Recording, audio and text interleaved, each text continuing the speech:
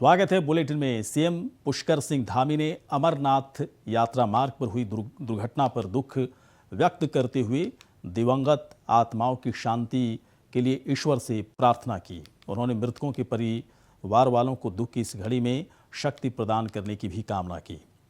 बाकायदा उन्होंने ट्वीट करके लिखा है, पुष्कर सिंह धामी उत्तराखंड के सीएम, मैं यात्रा मार्ग में फंसे सभी श्रद्धालुओं की कुशलता की कामना करता हूं।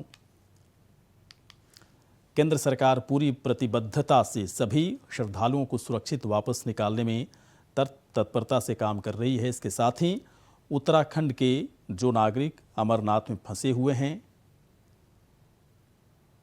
उनको हर संभव सहायता प्रदान करने हेतु मैंने जम्मू कश्मीर प्रशासन से अनुरोध किया है।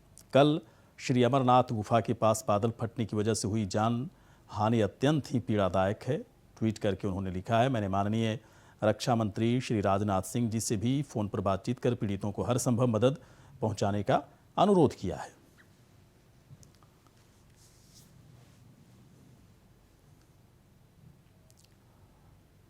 वहीं सीएम पुष्कर सिंह धामी से मुख्यमंत्री आवास पर मेजर जनरल एनएस राजपुरोहित ने शिष्टाचार भेंट की। अग्निपथ योजना के zonal recruiting officer major general NS Rajpurohit ने मुख्यमंत्री को बताया कि उत्तराखंड में अगस्त और सितंबर में अग्निवीरों की भर्ती प्रक्रिया शुरू हो रही है, जिसके लिए ऑनलाइन पंजीकरण प्रक्रिया सेना की वेबसाइट के माध्यम से शुरू हो रही है। गढ़वाल रीजन के सभी जनपदों के लिए भर्ती रैली 19 अगस्त से 31 अगस्त तक कोटद्वार में आयोजित की जाएगी।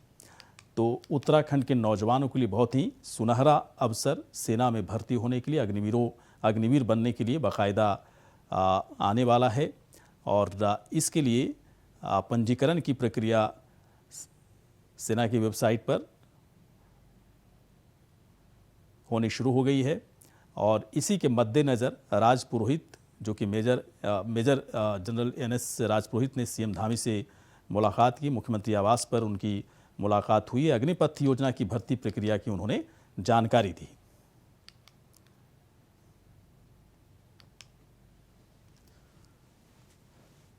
तो उत्तराखंड के नौजवानों के लिए बहुत ही सुनहरा अवसर आने वाला है और बाकायदा इस पूरे मामले में अग्निवीरों की भर्ती के लिए अग्निपथ योजना के तहत 19 तारीख से इसकी भर्ती शुरू हो जाएगी।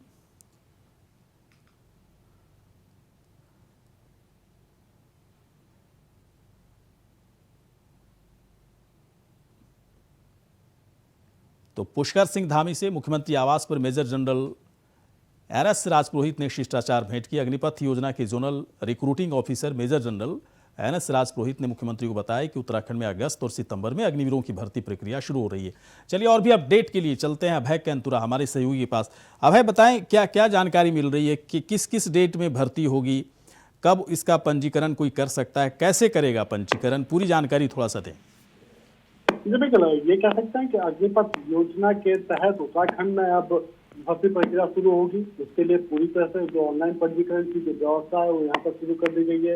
कल जो रिक्रूटमेंट के जो नोडल ऑफिसर हैं कर्नल राजपुरोहित, वो उन्होंने मुख्यमंत्री पुष्कर सिंह धामी से मुलाकात की। और सबसे बड़ी बात ये कह सकते हैं कि उत्तराखंड में जिस प्रकार से युवाओं का क्रेज यहाँ पर रहा है, सेना को लेकर जिस प्रकार से अब तक का इतिहास उत्तराखंड में रहा है, तो उसको देखते हुए इस बार भी इस नई योजना के तहत जो भर्तियां हो रही है उसमें युवाओं को और सुविधाएं यहाँ पर बेहतर तरीके से मिल सके, भर्ती प्रक्रिया पारदर्शी तरीके से संपन्न हो सके, उसके लिए यहाँ पर काम करने के लिए मुख्यमंत्री की तरफ से भी आश्वासन दिया गया।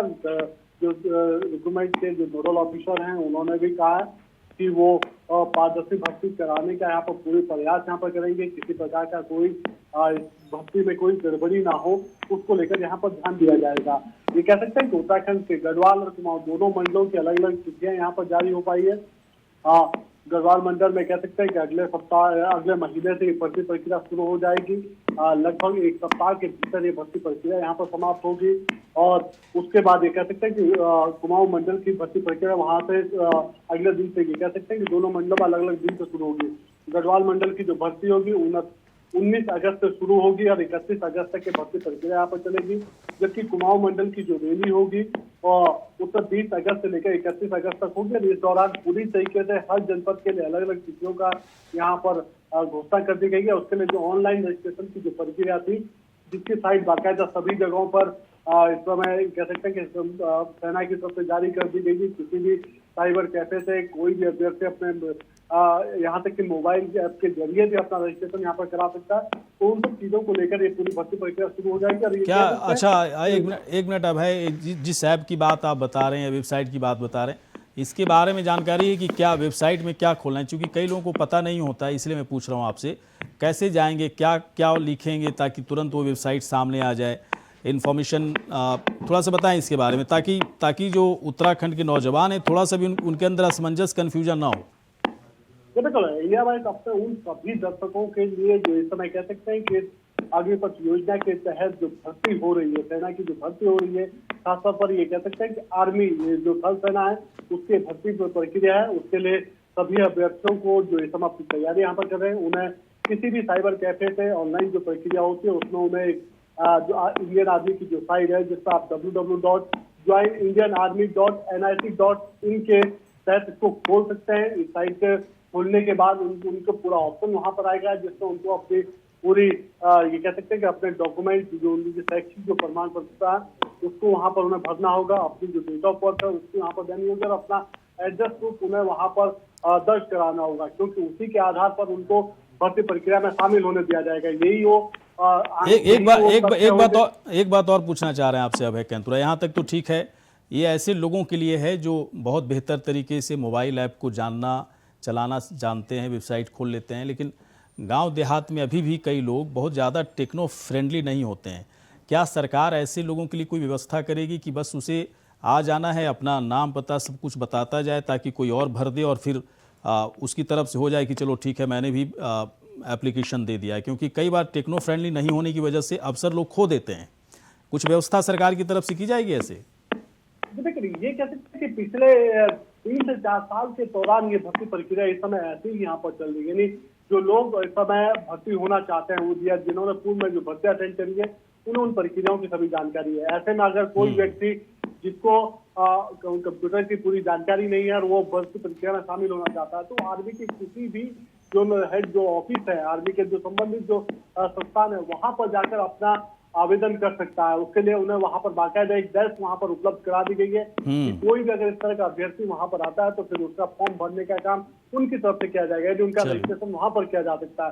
तो अगर कोई लोग साइबर कैफे नहीं जाना चाहते तो सीधे आर्मी का जो कार्यालय अपने नजदीकी जो हेडक्वार्टर होता है, क्योंकि ये कह सकते हैं कि हर राज्य में अलग अलग हेडक्वार्टर वहां पर बनाए गए, सभी तरह सेनाओं से जुड़े सभी कार्यालय वहां पर, तो वहां पर जाकर ये अभ्यर्थी अपना रजिस्ट्रेशन करा सकते हैं, उन सभी प्रक्रियाओं को पूरी जान सकते हैं और उसके बाद इस भर्ती प्रक्रिया में वो लोग शामिल हो सकते हैं। और ये सेना की तरफ से पूरी तरीके से निःशुल्क यहाँ पर रखा गया है। यदि आप लोग रजिस्ट्रेशन करा सकते हैं उसका पूरा निःशुल्क होगा। इसके अलावा इस बार जो बेहतर सुविधाएं उत्तराखंड में रहेंगी इस अग्निपथ योजना के तहत जो भर्तियां होंगी, उसमें जो अभ्यर्थी वहां पर जाएंगे, यानी जो भर्ती प्रक्रिया का जो कैंपस वहां पर है, वहां पर उन्हें रहने की सुविधाएं होंगी, मेडिकल की जो दूसरी सुविधाएं होंगी वो वहां पर सभी उपलब्ध रहेंगी। यानी भर्ती प्रक्रिया के दौरान किसी भी प्रकार से अभ्यर्थियों को कोई परेशानी ना हो, उसका खासा ख्याल रखने के लिए यहाँ पर दिशा निर्देश दिए। चलिए अभय, शुक्रिया, बहुत बहुत धन्यवाद इस पूरी जानकारी के लिए। चलिए बढ़ते हैं अब आगे। कोटद्वार की खबर है, जहां पर भाबर की सुखरो नदी में फंसे युवक को बाकायदा बचाया गया SDRF टीम की तरफ से, जो देवदूत की तरह पूरी तरह से इस युवक के लिए वहां पर हाजिर हुए। SDRF ने दोनों युवकों को सफल रेस्क्यू कर लिया है। बारिश के बाद नदी का वाटर लेवल बढ़ने से दोनों युवक फंस गए थे, लेकिन SDRF की टीम की तरफ से दोनों युवकों को रेस्क्यू कर लिया गया है, बचा लिया गया है। बहुत ही हालात उस वक्त मुश्किल हो गए दोनों युवकों के लिए जब नदी का वाटर लेवल बढ़ गया था अचानक, और इस पानी में बुरी तरह से दोनों युवक फंस गए थे। और जैसा कि आप इन तस्वीरों में देख सकते हैं किस तरह से फिर SDRF की टीम के जरिए दोनों युवकों को वहां से बहुत सफलतापूर्वक बचाया जा सका। तो कोटद्वार की खबर है, जहां पर सुखरो नदी में अचानक से भाबर की सुखरो नदी में अचानक से वाटर लेवल बढ़ने लगा। इसी बीच दोनों युवक उस नदी को पार कर रहे थे और अचानक वाटर लेवल बढ़ने के बाद दोनों फंस गए। दोनों की जान पूरी तरह से अटक गई थी, लेकिन एसडीआरएफ की टीम की त्वरित कार्रवाई के बाद दोनों युवकों को सफलतापूर्वक वहां से बचाया जा सका, निकाला जा सका।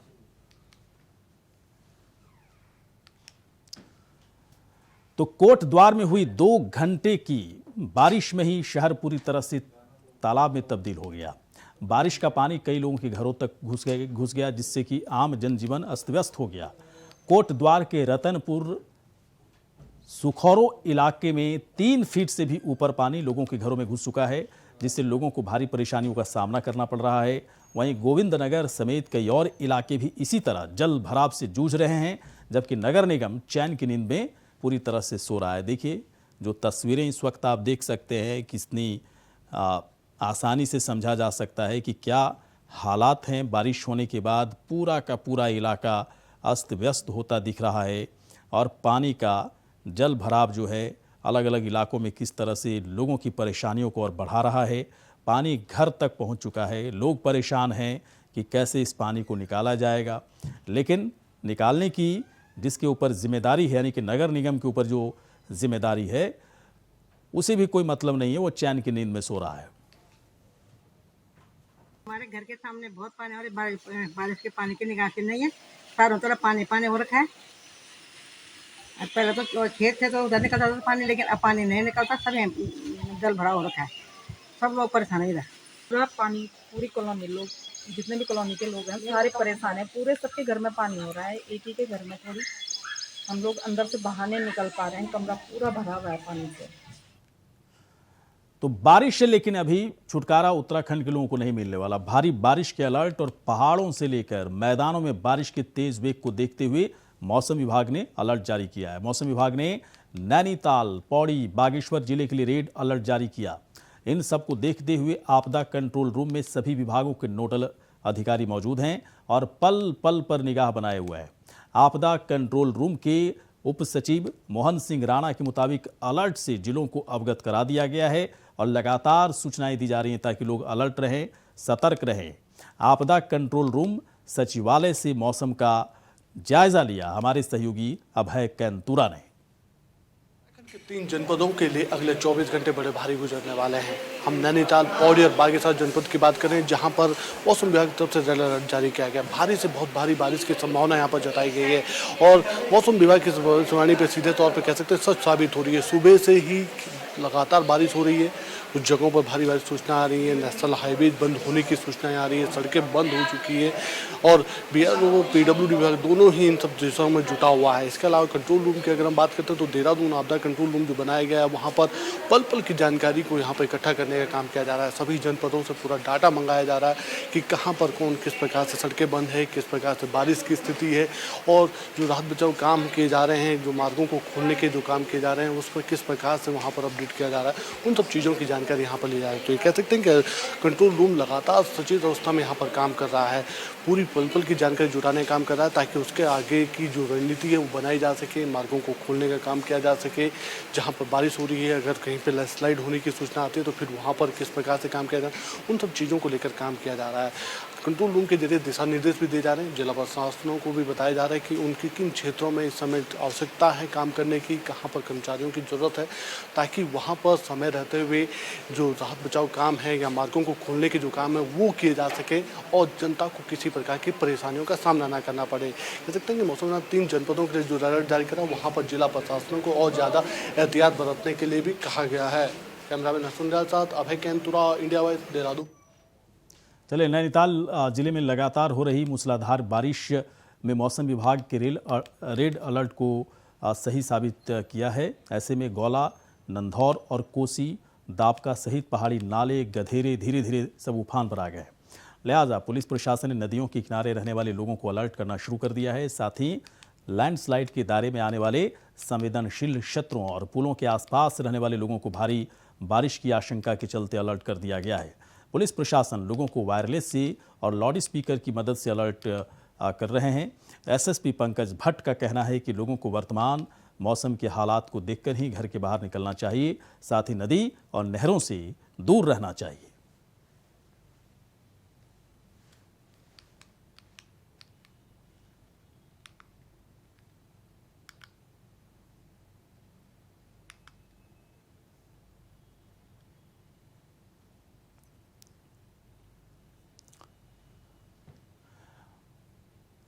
वहीं देहरादून स्मार्ट सिटी बनाने की कवायद अभी अधूरी पड़ी है और अधूरी स्मार्ट सिटी बरसात के मौसम में जनता के लिए मुसीबत बन गई है।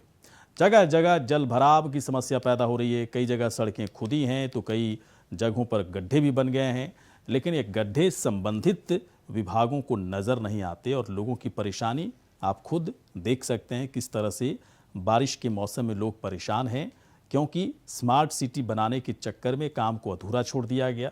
काम को अधूरा छोड़ने की वजह से जगह जगह गड्ढे हैं और इन गड्ढों की वजह से लोगों के लिए जान का खतरा भी हो सकता है।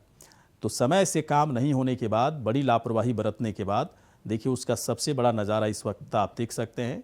पानी की धारा अलग अलग इलाकों में किस तरह से तेज़ गति के साथ बह रही है। कहीं कहीं सड़कें पूरी तरह से गड्ढे हो चुके हैं, कहीं खुदी हुई हैं। जल भराव हर जगह हर इलाके में साफ तौर पर देखे जा रहे हैं और लोग इस परेशानी से हर दिन दो चार हो रहे हैं।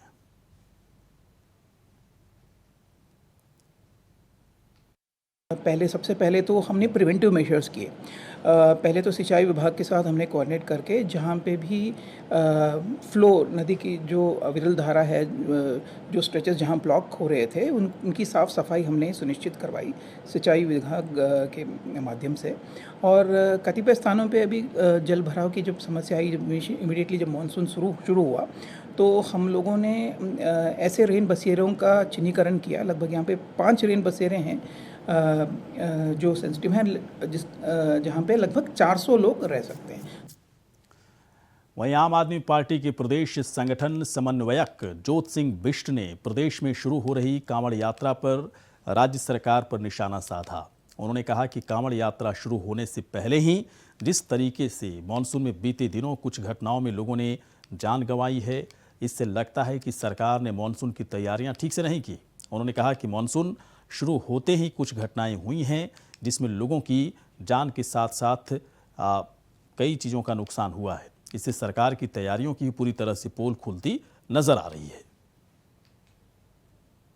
देखिए, मानसून की दस्तक के साथ कल का दिन पूरे उत्तराखंड में हादसों का दिन रहा और उनमें कई लोगों को अपनी जान गंवानी पड़ी। सरकार जिस तरह से कह रही थी कि हम मानसून में जो आपदा आएगी उसके लिए पूरी तरह तैयार हैं, लेकिन हकीकत में पहले दिन की बारिश में ही जो हादसे हुए तो सरकार की तैयारियों की पोल खुल गई। 14 जुलाई से जो कांवड़ यात्रा शुरू होने जा रही है उसमें राज्य के हरिद्वार, देहरादून, पौड़ी, टिहरी और उत्तरकाशी मुख्य रूप से इन 5 जिलों से होकर के कांवड़िए गुजरेंगे। देखिए, मानसून की दस्तक के साथ कल का दिन पूरे उत्तराखंड में हादसों का दिन रहा और उनमें कई लोगों को अपनी जान गंवानी पड़ी। सरकार जिस तरह से अगली खबर देहरादून से है, जहां एसडीआरएफ में पीआरडी के तहत रखे गए 62 कर्मचारी सड़कों पर आ गए। दरअसल इन 62 जवानों को पिछले 3 महीने से वेतन नहीं दिया गया, जिससे ये जवान काफ़ी परेशान हैं। परेशान कर्मचारियों ने आज देहरादून में कांग्रेस प्रदेश उपाध्यक्ष सूर्यकांत धस्माना से मुलाकात की।